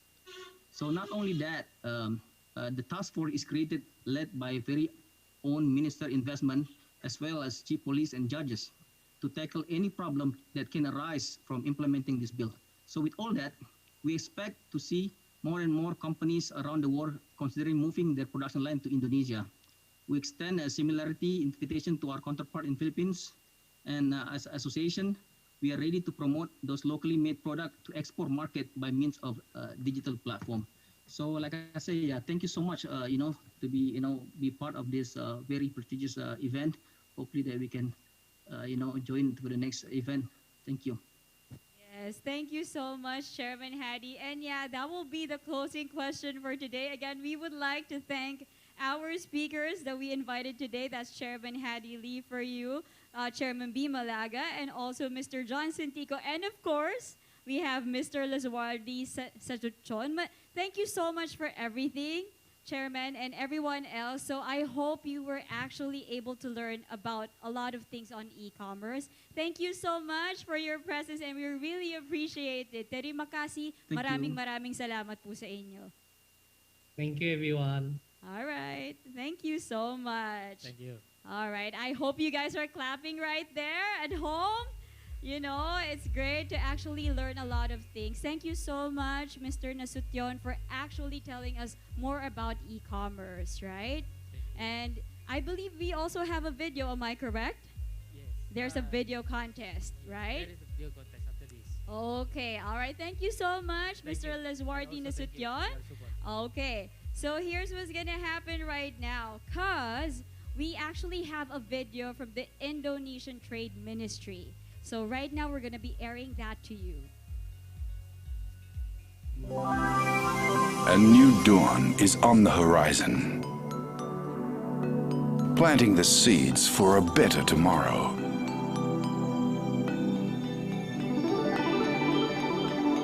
A remarkable nation that steadily moves up the value chain, developing and creating an environmentally sustainable future. We share, we connect through creativity and innovation, providing high-quality products with value-added service tailored to the market. We welcome you to take part in Southeast Asia's progressive economy. Trade with remarkable Indonesia.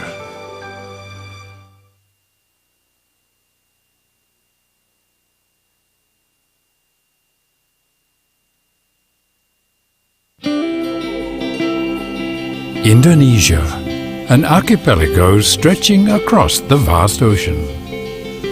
Islands spread across the equator with a climate suited to diverse flora to be made into commodities.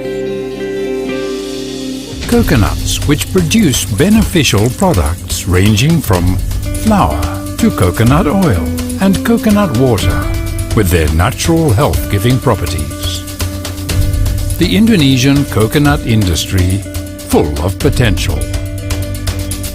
Indonesian coffee plantations spreading from Sumatra to Papua, each region producing coffee with its own unique flavor and characteristics. As the biggest producer of coffee in the world, Indonesian coffee is produced with full dedication, resulting in a delicious product. Indonesian chocolate, picked fresh from the plantation, handled with precision, producing delicious chocolate. Indonesian chocolate sourced from across the archipelago, giving a variety of tastes to enchant the world. Indonesian forests, the lungs of the world.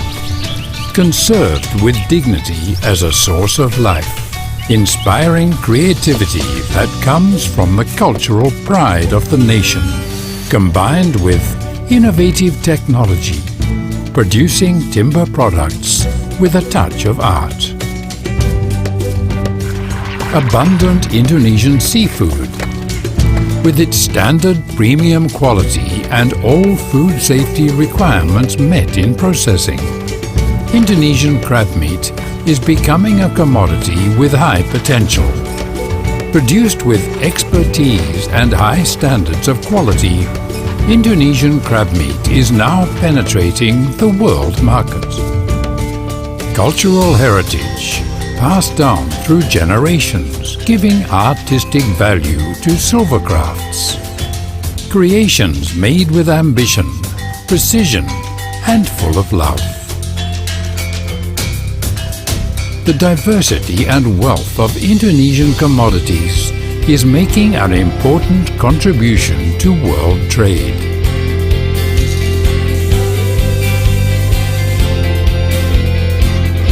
With the acceleration and growth of the Indonesian economy, Indonesia has the potential for bright opportunities, starting today for the future.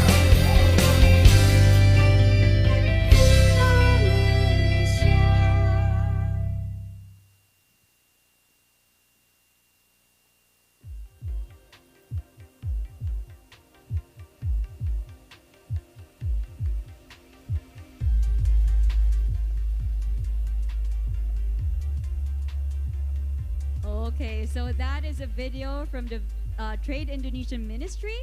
Okay, so this time, as I've mentioned earlier, we actually had a contest that was held last month. So this is a video making contest. So what is it all about? In order to celebrate the Philippine and Indonesian ties, they actually had a contest, a video making contest wherein Filipinos are actually allowed to make videos using Indonesian products. So from what I heard, the initial number was around 16 videos, but 2 days prior to this event today, it jumped to 172 videos. So it really gave our judges a very, very hard time to decide. But yeah, amongst the 172, we'll be showing you the initial pics of the videos for our first sponsor, which is Mayora. The first one is Bang Bang Relentless Family. The code is M10130 Reminiscent. Number 2, we have New People, New Experience, Start Friendships with Kopiko. That's M1040 Boom Gising. And video number 3.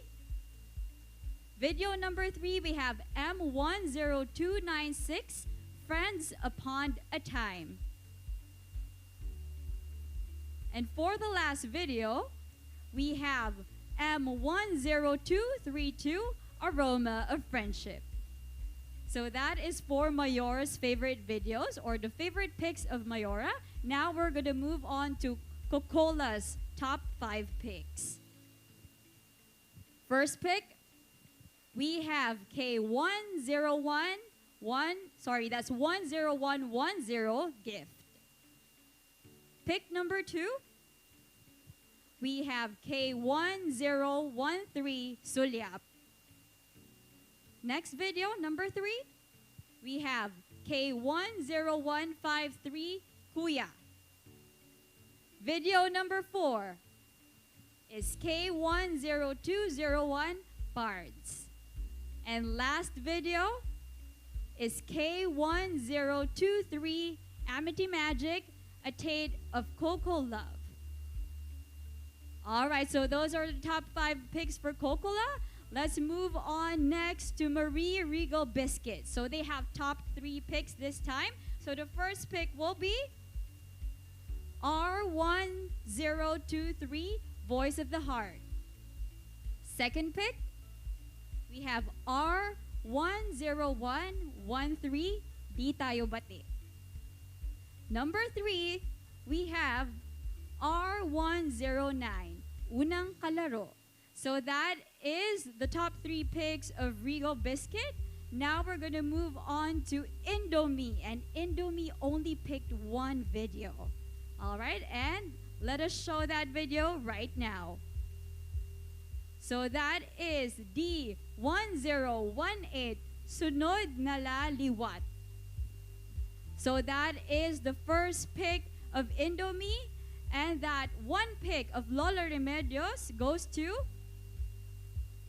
L104 Quadrado, 4 corners between us.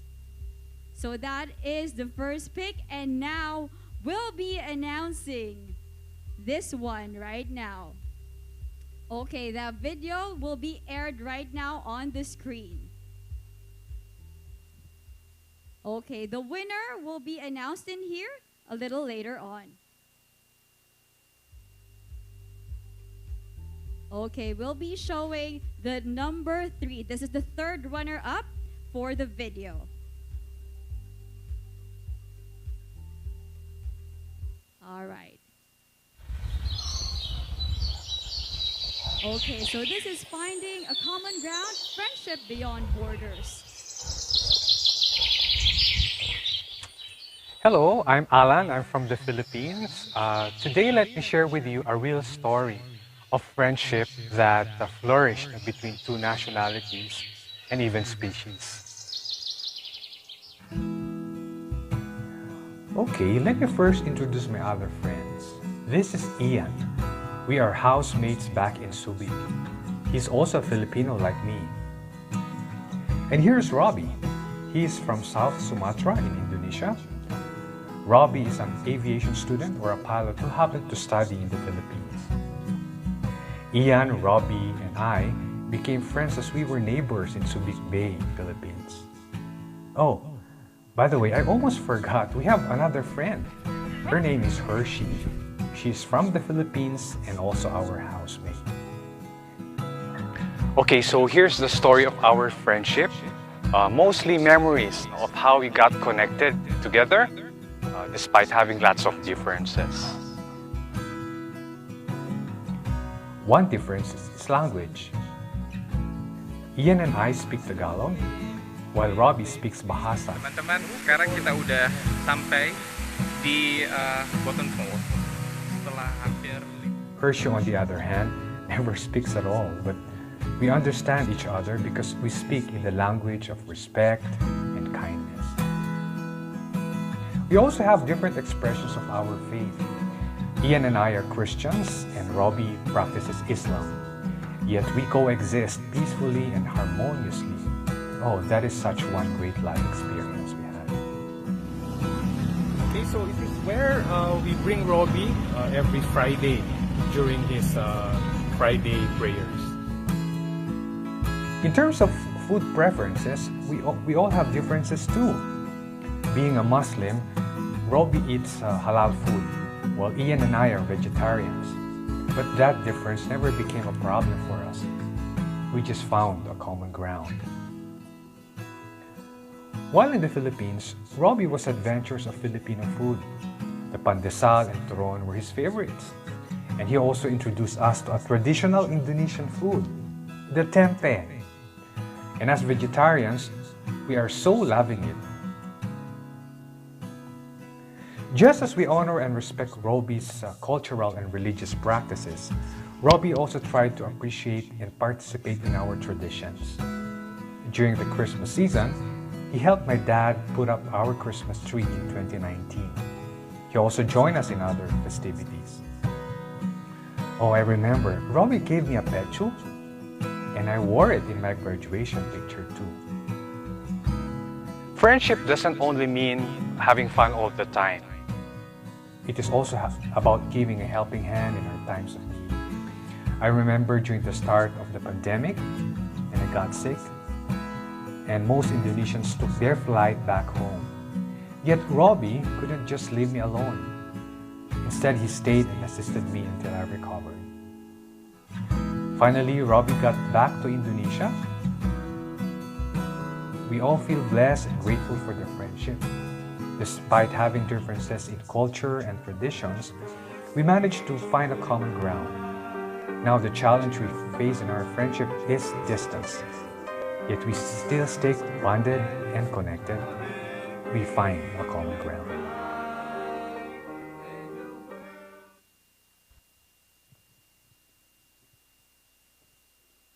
Okay, so congratulations to the winner of Mayora's pick.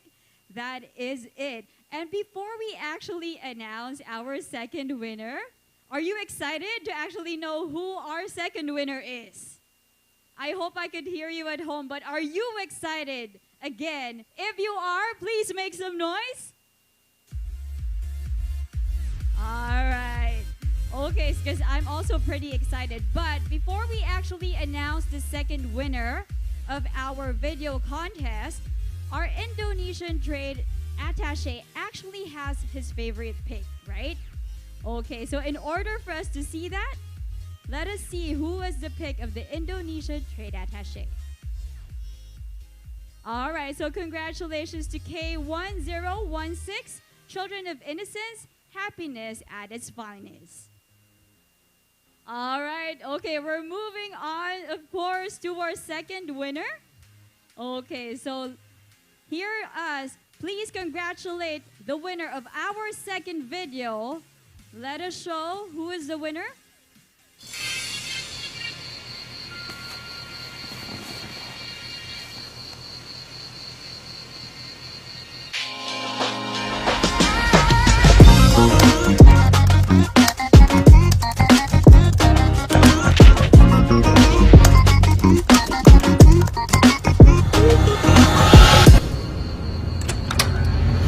Sama niyoy, pilar na pod. Salamat sa kape bro. Kiyawag pinanawad. Uy, pagura ka mata?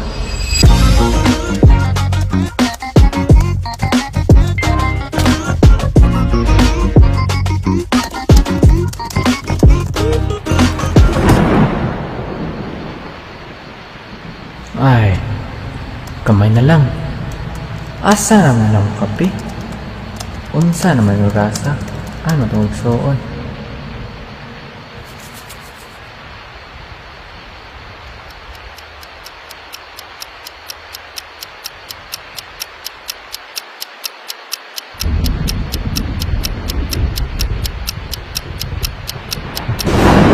Uy! Sugas na lugdog. Sugas sa ulan eh. Kapoy ko ni mo giyapas. Guba ko yung payong. Wala na sa kayo. Oh, kape oh. Yes, abot na dyan. Ta, kape ta.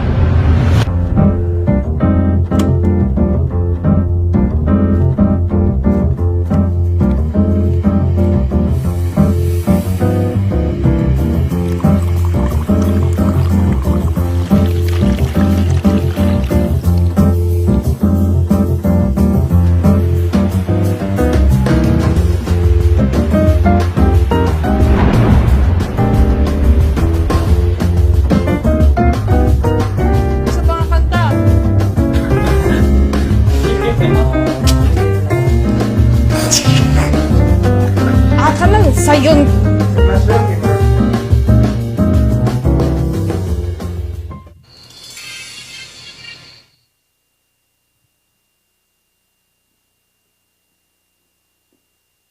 Okay, congratulations to our second winner.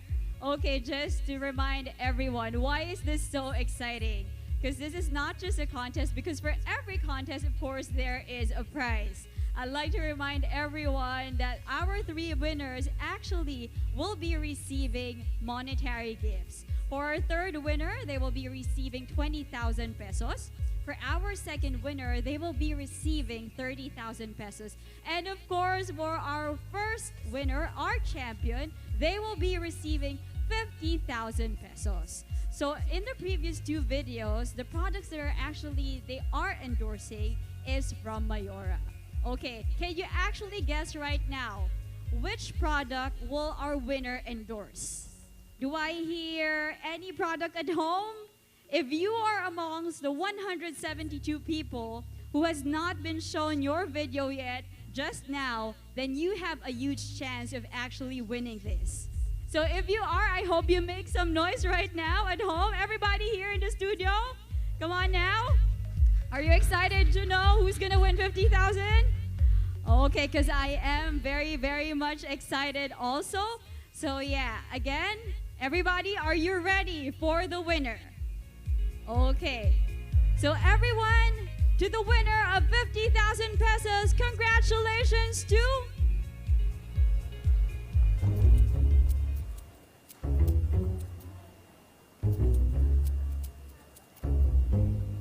Pabili po ng Mari.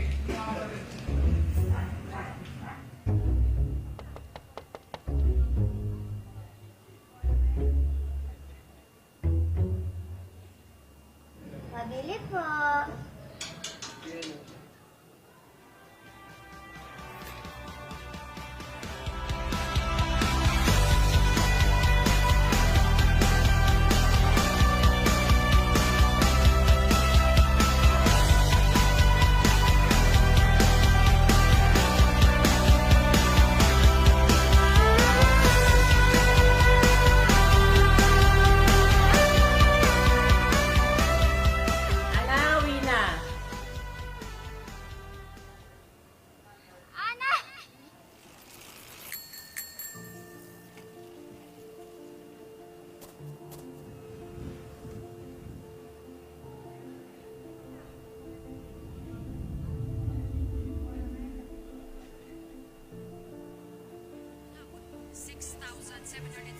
ang bagong talang COVID-19 cases sa Pilipinas ngayong araw. Sa kabuuan, nasa 1,138,187 na ang total COVID.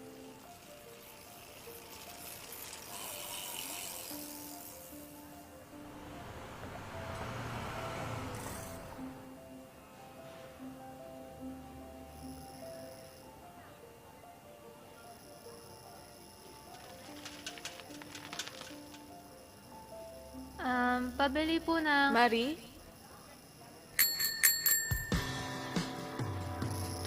Tagal ng ginagawa.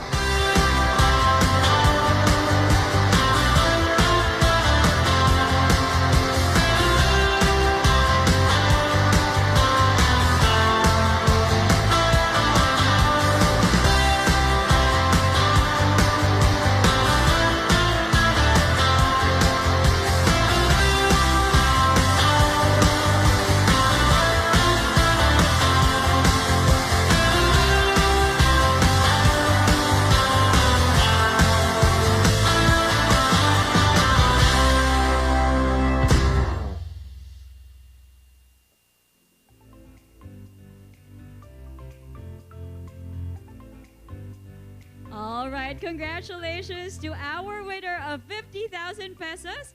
They actually endorsed the product Regal Marie Biscuit. So that is really amazing. And I'd also like to emphasize earlier, because remember, we actually had favorite picks from different sponsors. So each of the favorite picks that was shown earlier, remember I was mentioning the titles and also the ID numbers, they will all be winning 10,000 pesos each. So nobody really gets home a loser here. And apart from that, we will also be choosing lucky participants to win hampers from all of our sponsors. So how amazing is this event, right? Okay, so before we do that, again, congratulations to all of our winners, and hoping that next year this event will even grow bigger and the pandemic will be over and we'll all be able to see each other. Okay? All right, so before we end our show, again, we would like to actually thank everyone first. You know, in this very good moment, we would like to thank everyone who participated here and also online, everyone else. So yeah, again, thank you so much. Maraming salamat po at terima kasih to everyone. Okay, and now I'll be calling our trade attaché for Indonesia to deliver our closing remarks.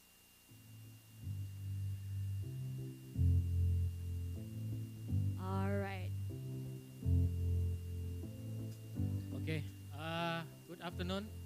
Magandang hapon sa iyong lahat. In this very good moment, I would like to highly appraise my honor and sincere gratitude for the presence of His Excellencies, Minister of Trade of the Republic of Indonesia, Bapak Muhammad Lutfi, and His Excellencies, Secretary of Trade and Industry of the Republic of the Philippines, Secretary Ramon Lopez, in our today's seminar and short video contest awarding ceremony.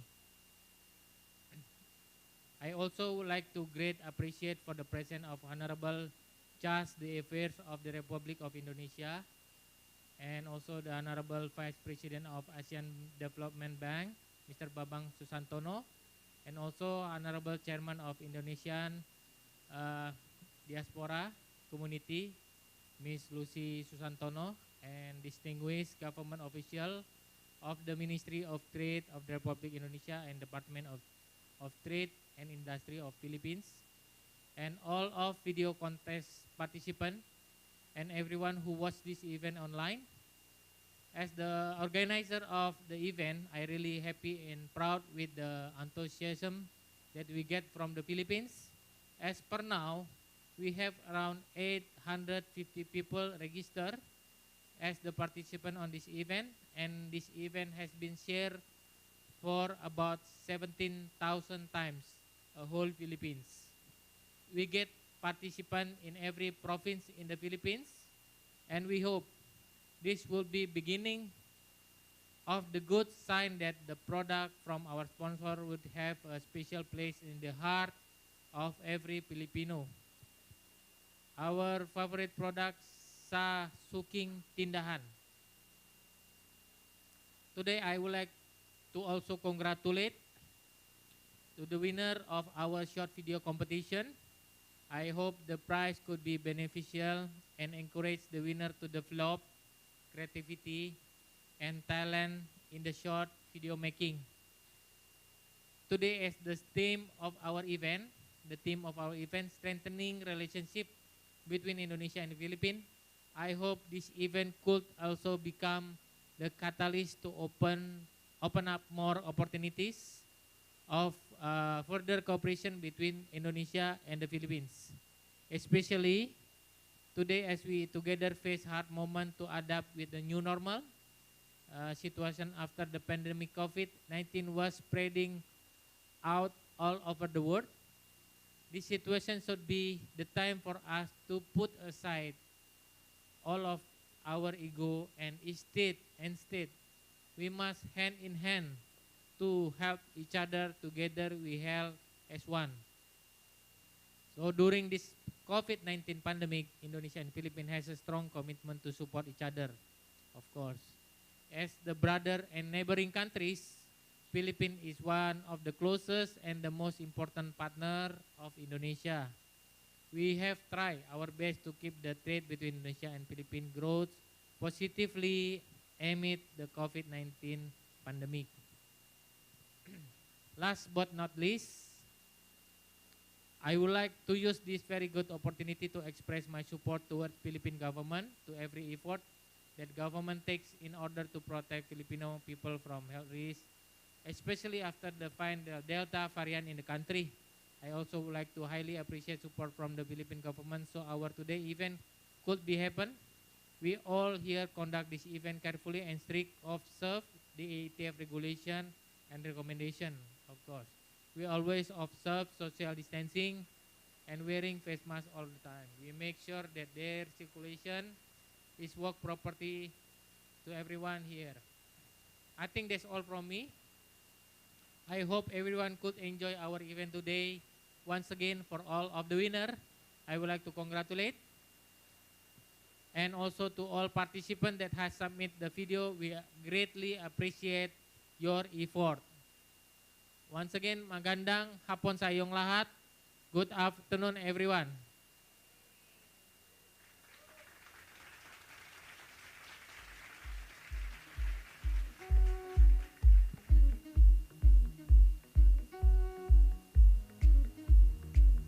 Thank you very much, Mr. Lazuardi, for that wonderful closing remark. And now I hate to actually bid goodbye to everyone, but I am hoping and praying that things will get better, not just for the Philippines and Indonesia, but for the entire world. and we're hoping for the best. And we would like to thank everyone who actually participated, not just online, but also on the video making contest as well. And to all the people who actually shared this video, thank you very much. And know that when we work together, anything is possible, and we will actually conquer this pandemic. All right, so again, my name is MC Fatima Pamalu, your nurse rapper. And again, from the Philippines to Indonesia, maraming salamat po, terima kasih, at magandang hapon po sa inyong lahat. Thank you and stay safe. Bye!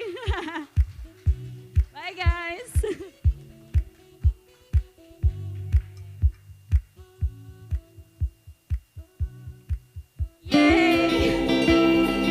Indonesia, an archipelago stretching across the vast ocean. Islands spread across the equator with a climate suited to diverse flora to be made into commodities.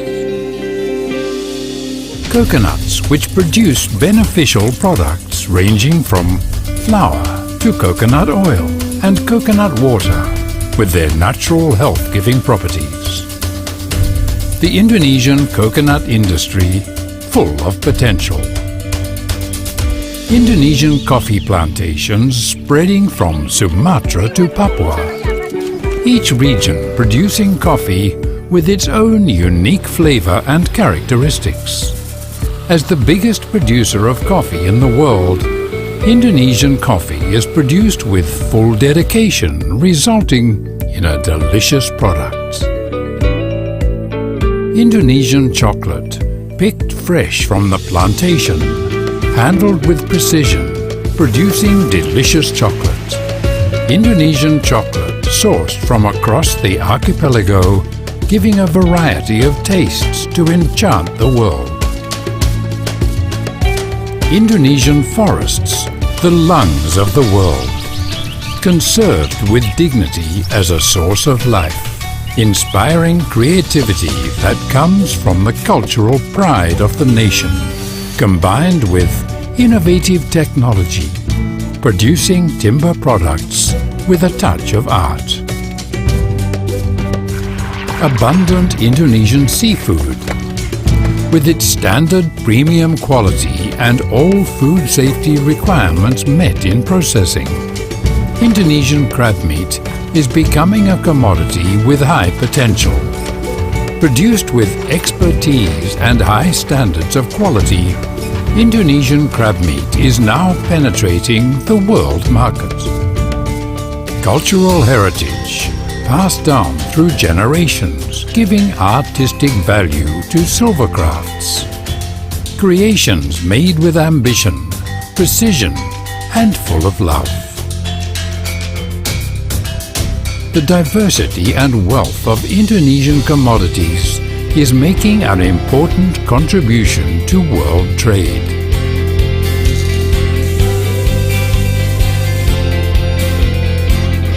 With the acceleration and growth of the Indonesian economy, Indonesia has the potential for bright opportunities, starting today for the future.